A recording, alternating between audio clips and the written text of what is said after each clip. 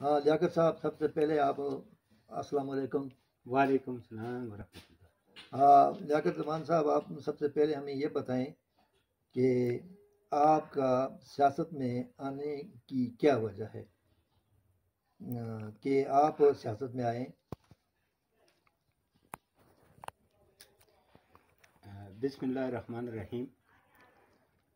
السلام علیکم ABR news کے ویور۔ میں سب سے پہلے تو ABR نیوز کے جناب ایڈمن قاری عبدالرقاب صاحب اور اپنے یہاں تحصیلوگی کے سینئر صحافی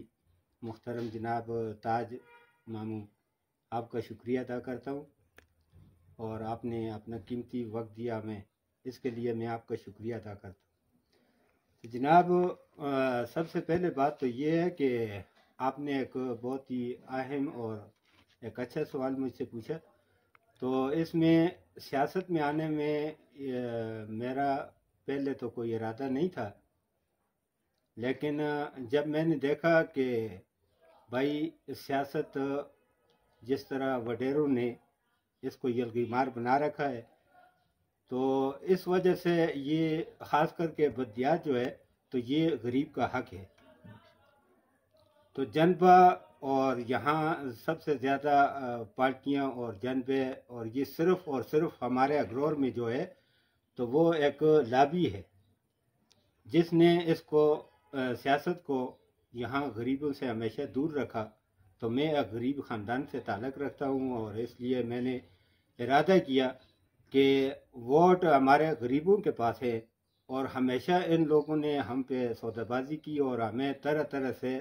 دھمکایا، ڈرایا اور پیچھے رکھا، جس کی وجہ سے اس وقت میں تو یہ سمجھتا ہوں کہ میں ایک جہاد کے لیے تیار ہوا ہوں، اور خاص کر کے تحریک لبیک کا جو پلیٹ فارم ہے تو اس میں ہمارے قائد محترم کا جیسا فرمان تھا، تو اس لیے میں اپنے غریب لوگوں تک اپنا یہ پیغام پہنچانا چاہتا ہوں کہ بھئی تحریک لبیک کا یہ ایک منشور ہے، اور یہ واحد جماعت ہے کہ جو کہ اس سیاست کو بھی انشاءاللہ صحیح سمت لے کر جائے گی، اور اس کے ساتھ ہماری افواج پاکستان کے لیے انشاءاللہ یہ مجاہدینوں کو کردار ادا کریں گے، اور ہر طرح کا ان کے ساتھ ہم جڑے رہیں گے، تاکہ ہمیں باہر کے بیرونی ممالک سے جو دھمکیاں یا جو خطرات محسوس ہوتے ہیں، تو اس کے ساتھ اگر ہم اپنی فوج کے ساتھ کھڑے رہے تو انشاءاللہ ہماری فوج کی طاقت دوگنا ہو جائے گی۔ تو اسی لیے میں نے ارادہ کیا کہ انشاءاللہ اپنے تحریک لبیک کے پلیٹ فارم سے میں نے یہ آغاز کیا ہے، اور انشاءاللہ مجھے امید ہے کہ بھئی میرے علاقے کے غیور عوام جو ہے تو وہ میرے ساتھ ہیں انشاءاللہ، اور انہوں نے وعدہ بھی کیا ہوا ہے، اور انشاءاللہ میں اپنے اللہ پہ پورا یقین اور پورا بھروسہ ہے مجھے کہ اللہ تعالیٰ مجھے اس میں ضرور کامیاب کرے گا، اور انشاءاللہ میں اپنی عوام کے ساتھ ہمیشہ رہوں گا۔ ایک اور سوال ہے آپ سے لیاقت زمان صاحب، آخری سوال ہے ہمارا، کیونکہ آپ سیاست میں پہلی بار آئے ہیں تو آپ کو کوئی مشکل تو پیش نہیں آئی؟ جی بہت شکریہ تاج ماموں، یہ بھی بہت اہم سوال آپ نے کیا ہے۔ جیسا کہ یہاں سیاست جو ہے تو وہ بہت ہی مشکل ہے میرے حساب میں۔ جیسے ہی میں نے سیاست میں قدم رکھا، پہلے جن لوگوں نے مجھے کہا کہ بھئی آپ آگے آئیں اور میدان میں آئیں، ہم آپ کے ساتھ ہوں گے، اور وہ ہمیشہ ایک وڈیرہ شاہی کی